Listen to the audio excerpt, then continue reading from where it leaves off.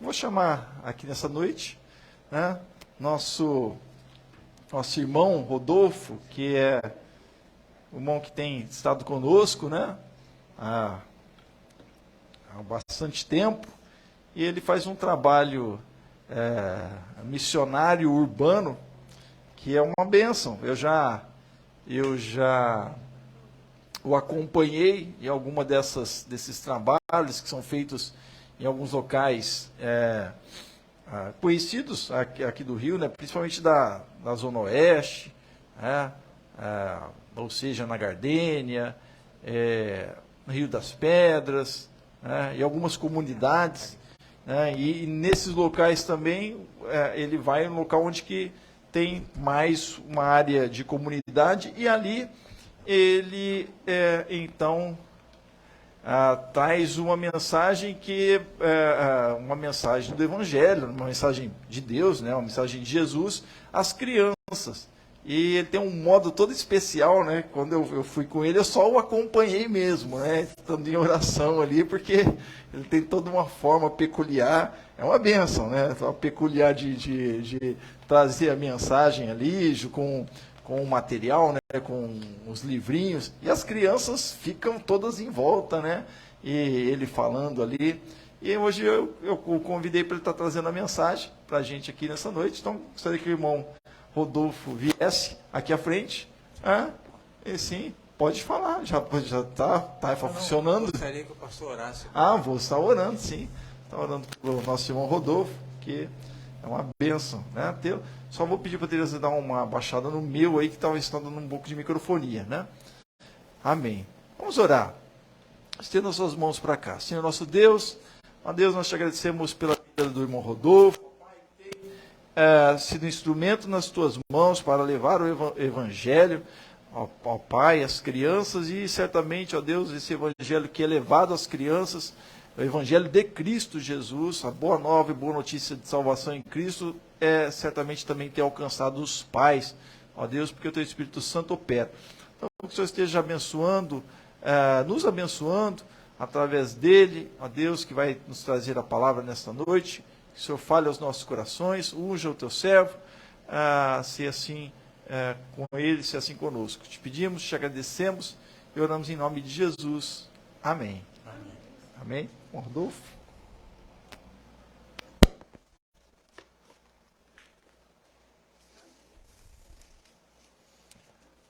Então vamos começar.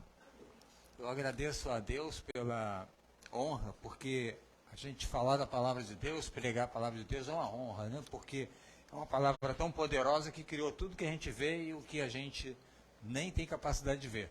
Então eu gostaria de usar a saudação do apóstolo Pedro antes de começar, porque ele é tema da mensagem, que quando ele diz assim, que a graça, a paz de Deus sejam multiplicadas através do conhecimento de Deus em Jesus Cristo. Então, eu acredito, essa mensagem o pastor me convidou para pregar, e a gente conversou sobre esse tipo, as mensagens, né? E eu pensei assim, é exatamente isso que eu tenho visto por aí. A gente até volta um pouco àquele tempo que o profeta disse assim, haverá um tempo em que se sentirá fome, mas não de comida, e sim da palavra de Deus. E o pastor Emerson estava falando comigo sobre as pregações e aplicações, né? Que as pessoas estão com a tendência mais de levar a coisa para o politicamente correto e tal. E se Jesus fizesse isso, ele não teria sido crucificado, nem João Batista teria o pescoço cortado. Mas, claro que a gente tem que trabalhar dentro da perspectiva que, por exemplo, eu tenho uma coisa que eu sempre falo, que Deus é amor, misericórdia e justiça. A ideia é a gente trabalhar sobre isso, porque, e eu vou usar como exemplo, acho que resume bem, e depois a gente vai entrar no texto aqui do profeta Jeremias. Eu me lembro que quando houve as Olimpíadas no Rio, aí fizeram aquele projeto do BRT, e quando o BRT antes de chegar nas estações, eles falavam em português, davam uma orientação em português e uma em inglês.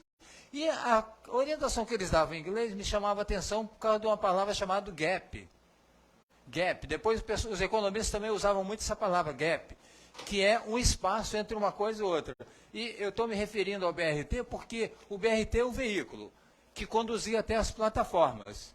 E eles avisavam, olha, antes de você chegar na plataforma, você tome cuidado com o abismo, com o vão entre o veículo e a plataforma. E muitas vezes a gente vê que as pessoas têm usado os textos mostrando o veículo e mostrando a plataforma, que é o destino. Mas não dizem que para você sair do veículo e alcançar a plataforma, tem o vão. Tem uma coisa também, eu creio que o pastor não vai... O pastor vai... Depois ele conversa comigo em qualquer... Porque eu falo da Odisseia humana. Odisseia. Aí tinha Odisseu. Odisseu ganhou a guerra. E voltou pelo mar, né? E nós estamos nesse mar da vida aqui, até que Jesus nos...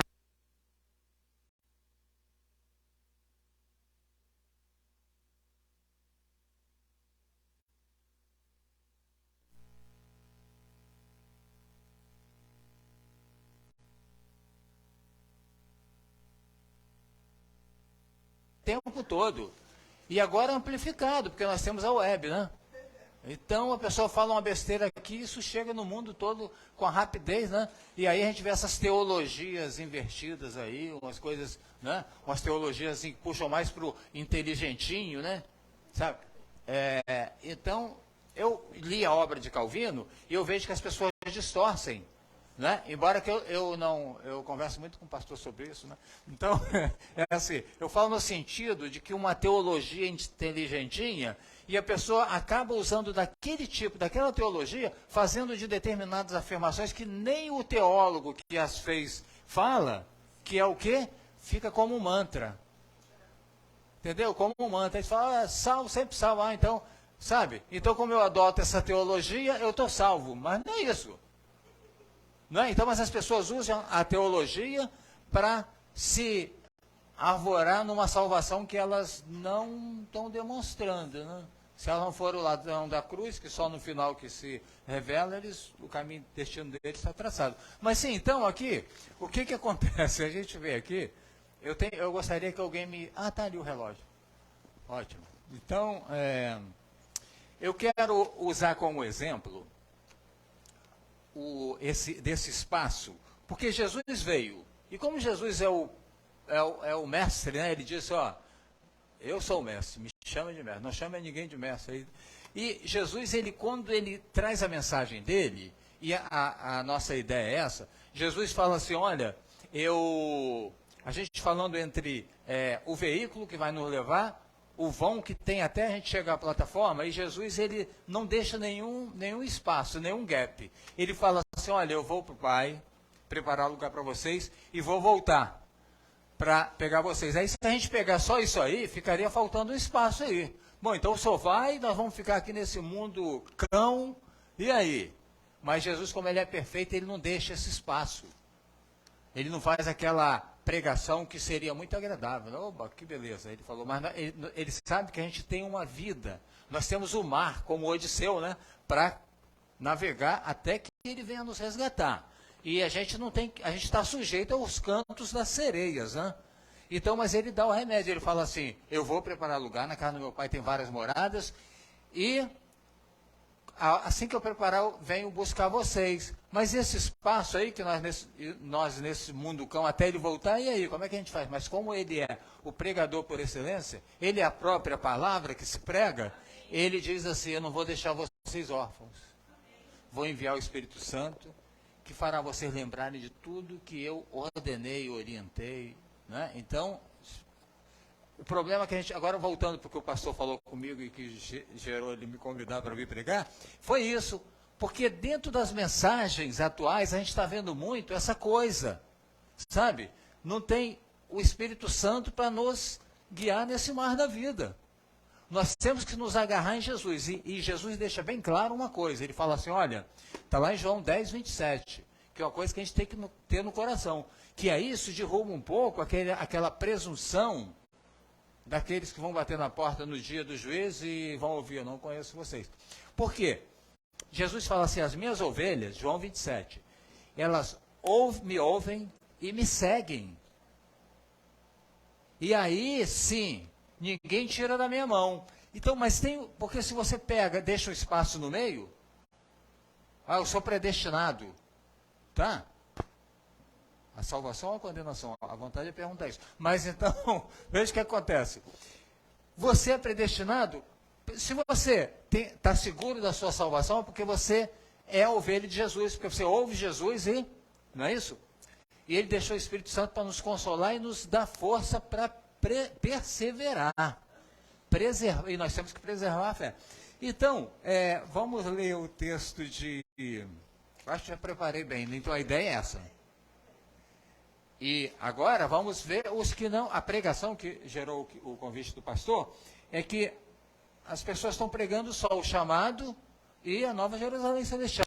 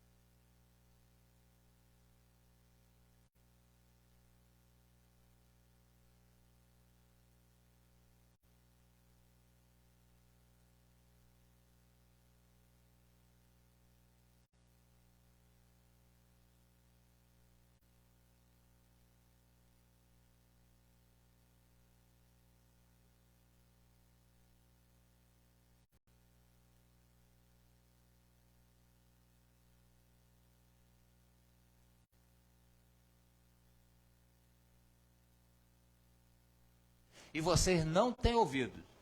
Aí Deus dá a sentença. A sentença é: vocês passarão 70 anos debaixo do governo do Nabucodonosor, que foi Deus mesmo quem deu essa incumbência para Nabucodonosor, que era para a correção do povo dele, né? Para ver se melhorava. A professora Tereza, ela falou na EBD sobre aquela teimosia, né? De que, tipo, os hebreus, eles viram aquelas maravilhas, não é? Quando faltou água, eles já começaram a blasfemar. Por que a gente não deixou a gente morrer de sede lá? Lá pelo menos tinha água, nós éramos escravos de Faraó, mas... Né? Então essa é a ideia. Ele vai e Deus começa a falar.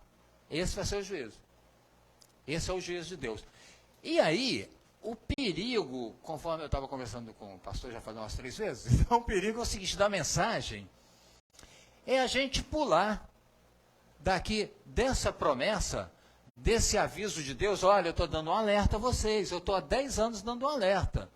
Vai acontecer isso e isso. Então agora acabou. Vocês não me ouviram. Agora eu vou enviar meu servo, vou juntar as nações do norte, né, que seria norte de Judá, para vir contra vocês. E aí vocês vão ver. Vocês vão servir outro rei, outros deuses. E o interessante é que Deus, uma hora, ele fala assim: olha, vocês vão ver a diferença. Existiu alguma nação que trocou de Deus? Deus faz essa pergunta, manda o profeta fazer essa pergunta. E ele fala assim: pois é, mas vocês me trocaram. Não é? E Deus vai avisando, desde o 25.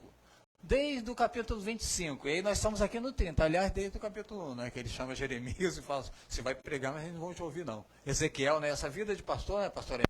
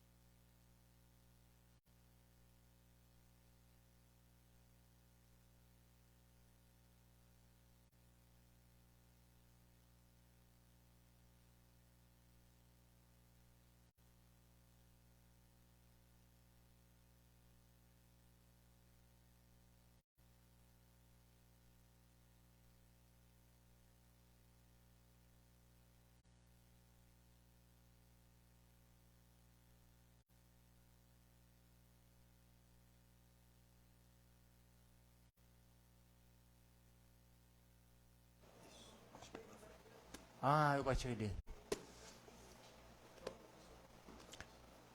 Então, o que aconteceu? Tá funcionando?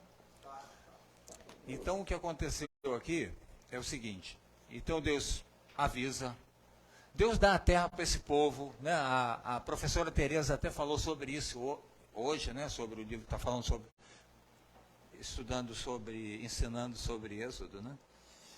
E aí, amor, misericórdia e justiça. O amor de Deus é que ele deu a terra para um povo, para dali ele criar um povo para espalhar.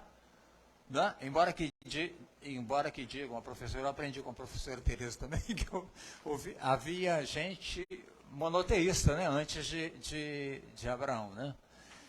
Aí a ideia assim, que se tem é que Deus tira de Abraão, faz uma grande nação e ali ele divulga, né?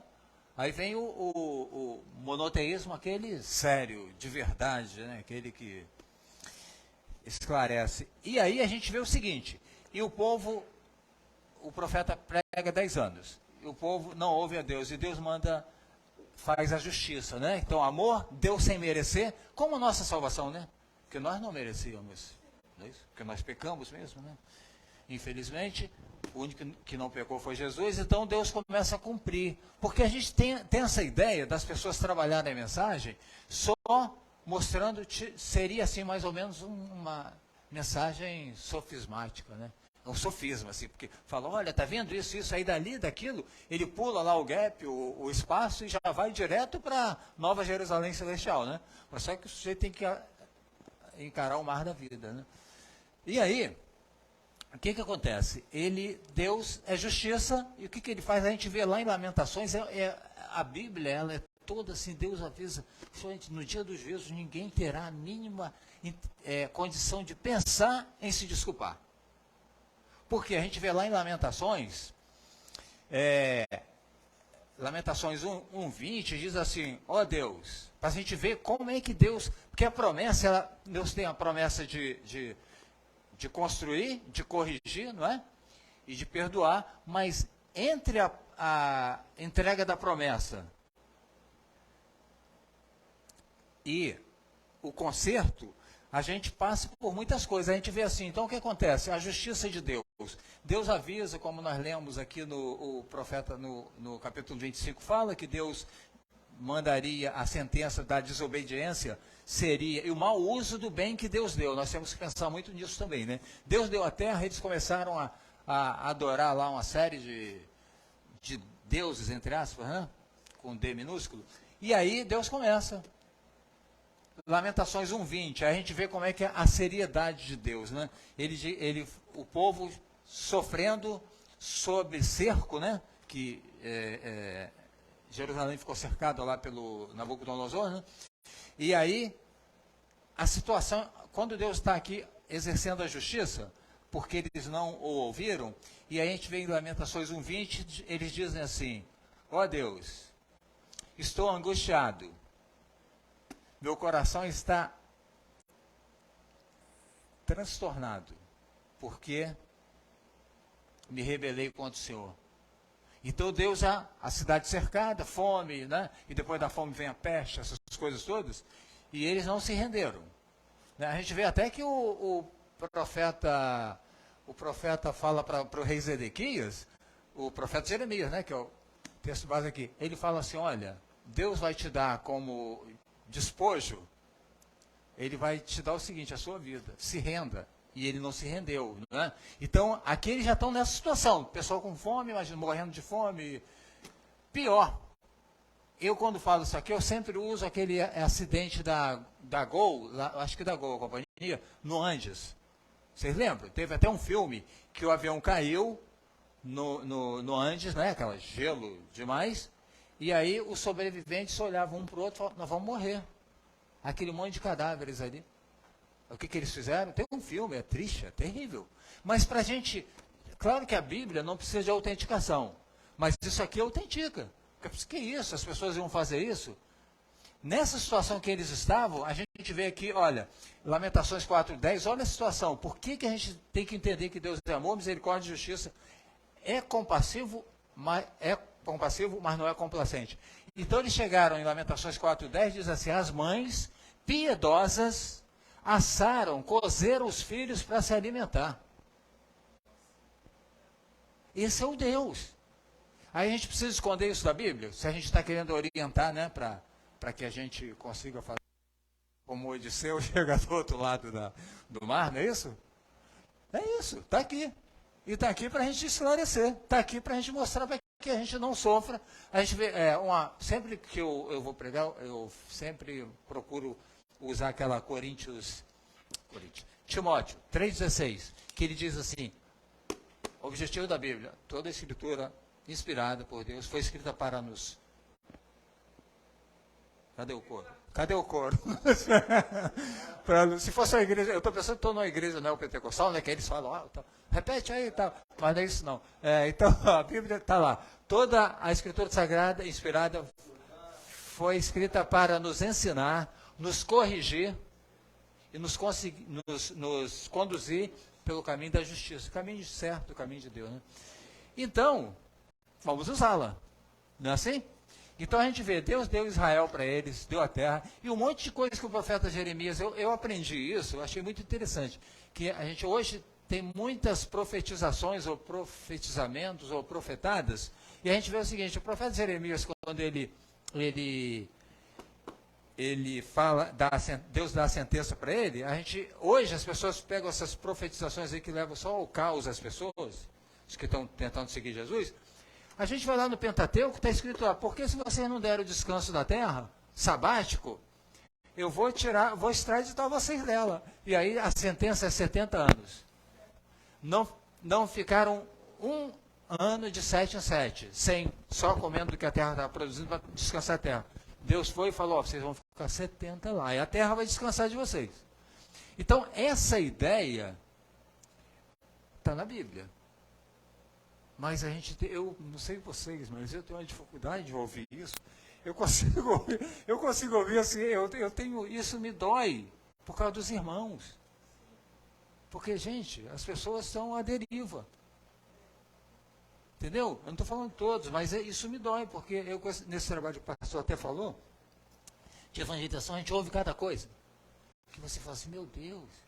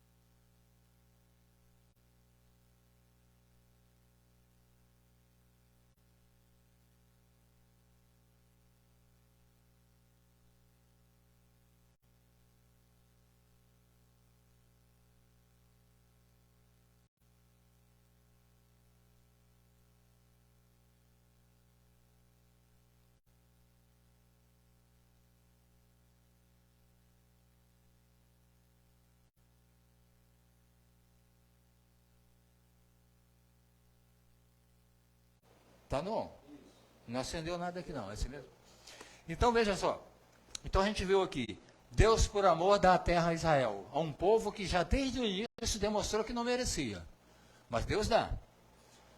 Porque eles blasfemaram de Deus, fizeram bezerro de ouro e tudo, antes de assumir a terra. Mas Deus, como tinha prometido, Ele fez. E quando a gente vê a promessa aqui de Lamentações, quando está sendo cumprida a justiça, Deus também havia prometido.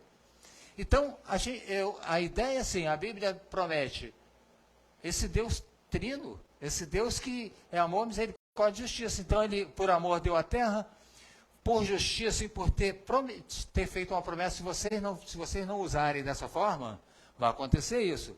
E como Deus é um Deus de palavra, Ele fez cumprir, como a gente vê em Lamentações. O livro de Lamentações é terrível, né?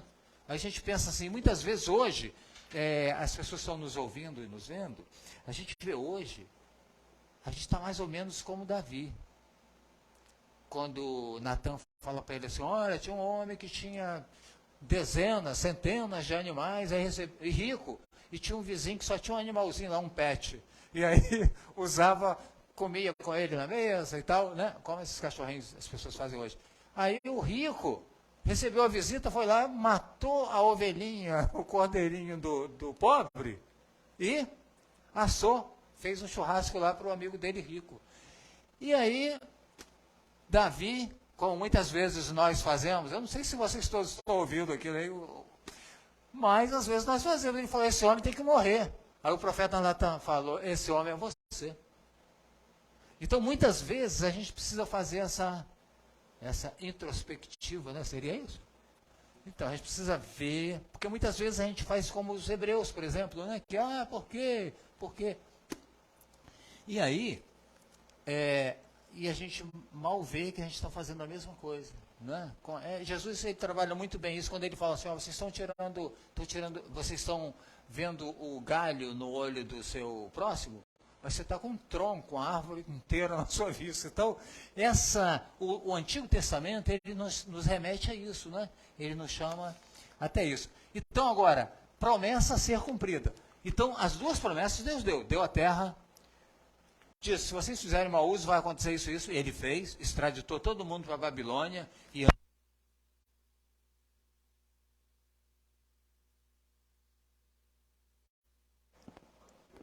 funcionou? Eu estou um pregador assim, tipo, embora eu tenha aprendido a teologia reformada, mas eu estou assim meio pentecostal, né? Porque eu me movimento muito, então às vezes eu estou batendo aqui na caixinha. Mas então, conclusão. Amor deu a terra para os hebreus. Justiça fez tudo que ele prometeu também. Prometeu a terra, deu. Agora, mal, se vocês usarem mal, vou fazer isso. Cumpriu essa promessa também. Então a gente tem que trabalhar muito bem essas coisas, né? Porque a gente só pensa na promessa que nos beneficia. Mas Deus é... E aí, para fechar, a ideia é assim. A gente quando olha Jeremias 30, de 1 a 3, eu vou ler aqui para vocês, diz assim: palavra que da parte do Senhor veio a Jeremias, dizendo, assim fala o Senhor, Deus de Israel, dizendo, escreve no livro todas as palavras que te tenho dito, porque eis que dias vêm, diz o Senhor, em que farei tornar do cativeiro o meu povo, de Israel e de Judá, diz o Senhor, e torná-los-ei a trazer a terra que dei a seus pais e possuirão. Então Deus faz uma reintegração, ele está prometendo fazer uma reintegração de posse. Tipo quando o MST toma a terra dos outros, né? Aí o juiz fala, opa, peraí, sai daí. Aí volta para lá. Então Deus promete aqui uma reintegração de posse. Mas, gente, quando a gente lê, a gente fala assim, nós trabalhamos isso tão rápido, mas foram 70 anos. Nesses 70 anos, olha o que aconteceu.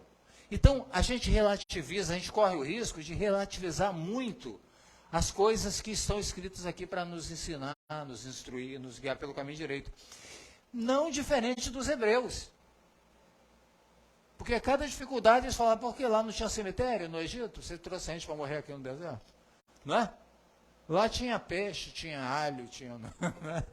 Então, esqueceram de tudo e nós não somos diferentes. Eu acho que é por causa do DNA de Adão, né? Porque se beliscar ainda dói. Então nós ainda, né? A ideia assim eu aprendi sobre o reino de Deus, que ele chegou e chegará.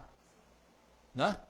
E aí isso não é muito difícil de entender, porque a gente pode fazer uma analogia assim, por exemplo, tem famílias que tem alguém que está sob o governo de Jesus, tá?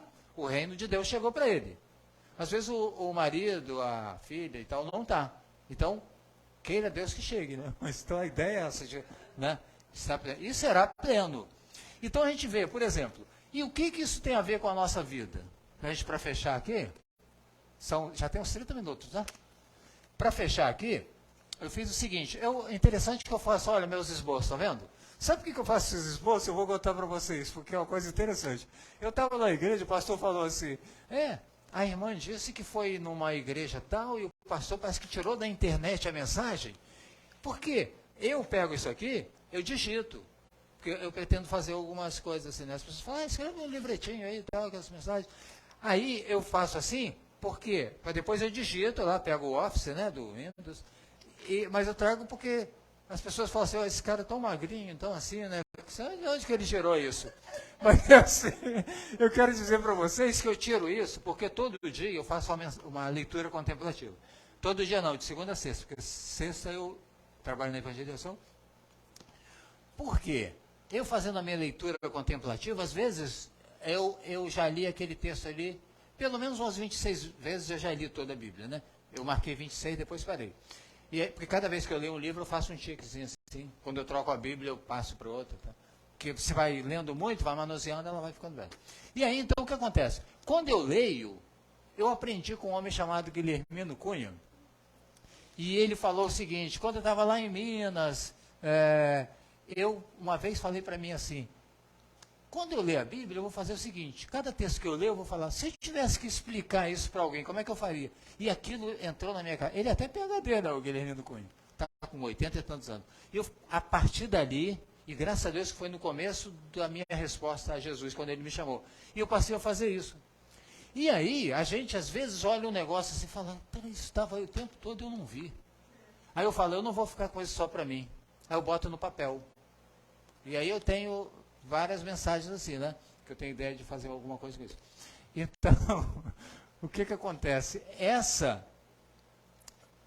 é o motivo de eu fazer assim, né? Porque às vezes fala, esse cara copiou isso da web. Então, não, é inspiração de Deus mesmo, né? Então essa que é a ideia. E eu tenho aqui, faço até, vou colorindo um pouquinho, assim, né? Porque na hora a gente vai dar mais ênfase onde. Então vamos lá. O que isso tem a ver conosco? Por que nós temos que pegar um texto lá de Jeremias, 600 anos antes de Jesus, né? Há 2.600 anos atrás, aproximadamente? Por que a gente vai usar isso nesse tempo aí do ministro Barroso, essas pessoas aí, né? Por que nós vamos usar? Rosa Weber, né, que tem o problema do aborto agora, que estão julgando. Então, nós vamos usar. Por quê? Vamos usar o seguinte, como é que nós vamos aplicar na nossa vida? Porque a promessa de Deus para eles, eu entendo que a nossa responsabilidade é maior do que a dos hebreus. Porque eles sacrificavam um animal, né? Conforme a orientação de Deus lá de Levítico. Nós não. Deus viu o filho dele sendo esmurrado, cuspido, zombado e pregado, sabe? Né? Esvaindo sangue em sangue lá, morreu. Então eu entendo que nós temos mais responsabilidade do que eles. E aí, o destino deles nós vimos, né? Quando eles disseram lá para Pilatos, olha, caia sobre nós, deixa conosco, a gente vai matar no peito isso. Aí, a Alemanha está aí para deixar todos eles arrependidos. E aí, então, o que acontece? Aqui, a promessa, a responsabilidade, eu creio que nossa é maior do que a dos hebreus, porque o sacrificado foi o Cordeiro de Deus, o filho dele, e não os animais quadrúpedes lá, né? Muito bem. Segundo, por que nós temos mais responsabilidade? Porque já desde antigamente, Gênesis 3,15 e Deuteronômio 18,18, que Deus fala para Moisés assim, eu levantarei um e porei as minhas palavras na boca desse que eu vou levantar. E vou pedir conta de quem não ouvi-lo. Aí quando a gente vê lá no Monte da Transfiguração, que Deus fala assim, é meu filho amado, ouçam. Não é?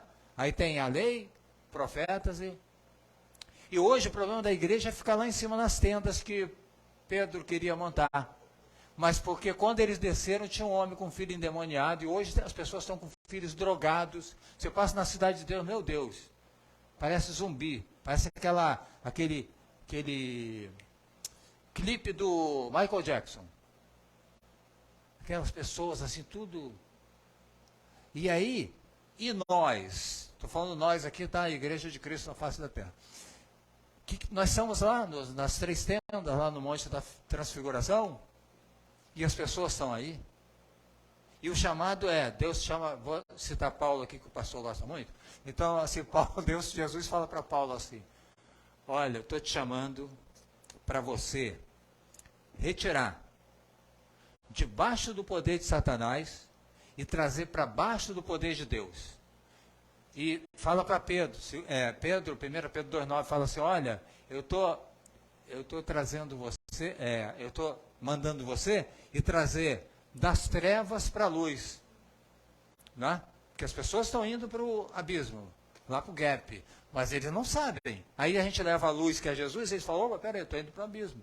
Aí tem aquele negócio que eles chamam de meia volta lá, como é que é aquele termo técnico? Quem pode falar aí, lembrar? Isso. É uma meia volta, né? É a meia volta. O mundo está indo no caminho. Aí você joga a luz, que é Jesus, e ele falou, peraí, isso é abismo. Aí dá meia volta. É que as pessoas usam muito um termo assim, militar. Oi? Seria isso, mas eles usam um termo lá que acho que é grego e tal. Mas, bom, conclusão.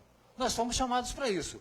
E a gente vê que a gente tem mais responsabilidade porque a gente vem sendo avisado desde lá, desde o Gênesis 3,15, que a gente conhece, não podemos dar nenhuma desculpa. Deuteronômio 18,18, e Jesus autentica Deuteronômio 18,18, quando ele fala assim, olha, para os judeus, né? A palavra, minha doutrina, essa doutrina não é minha não. Foi meu pai que deu. Não é? Ele não fala isso? E ele fala assim, vocês não ouvem porque vocês não são das minhas ovelhas. Né? Então a gente vai vendo tudo isso e o que tem de bom, por que isso tem que nós devemos trazer para o nosso tempo, para o nosso dia a dia? Porque o próprio Jeremias, onde eu comecei a mensagem, Deus promete a justiça, né? A correção do povo. Depois ele promete um segundo êxodo, né? Que é da Babilônia de volta para o... Não é? Muito bem. E aí, eu comecei falando, não fechei a ideia, que nossa responsabilidade é maior, porque eles receberam um país, uma bênção geográfica. A nossa promessa, ela é transcendental. Ela é eterna. Não é? E aí, como é que a gente pode confirmar isso? Isso já está decretado. Calvinismos à parte, nada a ver, a Bíblia mesmo, né? Está decretado. Por quê? Está decretado porque aqui em Jeremias 31, diz assim, olha lá, Jeremias, isso é a parte, o Antigo Testamento aqui é a coisa que tem de melhor para nós dessa era, né? 31, olha, 2.600 anos atrás Deus já deixou isso aqui para a gente, né? Ele diz que eis que dias vêm, diz o Senhor, em que farei um concerto novo com a casa de Israel e com a casa de Judá. Não conforme o concerto que fiz com seus pais, no dia em que os tomei pela mão para tirar da terra do Egito. Porquanto eles invalidaram o meu concerto, quebraram o contrato, apesar de eu haver desposado, diz o Senhor. Mas este é o concerto que farei com a casa de Israel depois daqueles dias. Porei a minha lei no seu interior e a escreverei no seu coração. E serei o seu Deus. E eles serão o meu povo. Aí quando Jesus, na última ceia, né, ele pega o cálice e diz assim, esse é o cálice da nova aliança. Novo concerto. E aí, gente, a gente precisa pedir muito a Deus para Ele nos inspirar na leitura da palavra de Deus e abrir a nossa mente na hora que nós estamos ouvindo alguém pregar, porque para a gente entender, isso aqui é de uma grandeza eterna. E a base disso tudo está no Evangelho de João, capítulo 10. Tem duas coisas ali gritantes. Jesus fala assim, eu vim para destruir, né? O diabo vem para matar, roubar e destruir. E eu vim para destruir as obras do... Não é isso? Então, olha, aí quando a gente vê mais na frente ele instruindo Paulo para tirar debaixo do poder de Satanás, eu entendo até, sabe, gente, encerrando, que as pessoas fazem uma confusão quando Jesus fala assim, as portas do inferno não prevalecerão contra a minha igreja. Eu já vi, eu não estou exagerando, gente orando, ó Senhor, para que o diabo não entre. Não. Porta do inferno, porque nós vamos lá fazer o que Jesus mandou. Levar luz para aqueles que estão na escuridão, não é? Tirar debaixo do poder de Satanás, trazer para baixo do poder de Deus. Então, essa ideia é assim. E que a gente nunca tire da mente a convicção de que quem segue Jesus, as ovelhas de Jesus o seguem e o ouvem, né? Ouvem e o seguem. E ninguém arranca da mão dele. Mas o pressuposto é o seguinte, é ouvir e seguir. Não adianta usar a palavra como um mantra, né? Não vai resolver. É ouvir e seguir. Então, que Deus nos abençoe. Agradeço aí a coragem do pastor em me chamar para trazer a mensagem.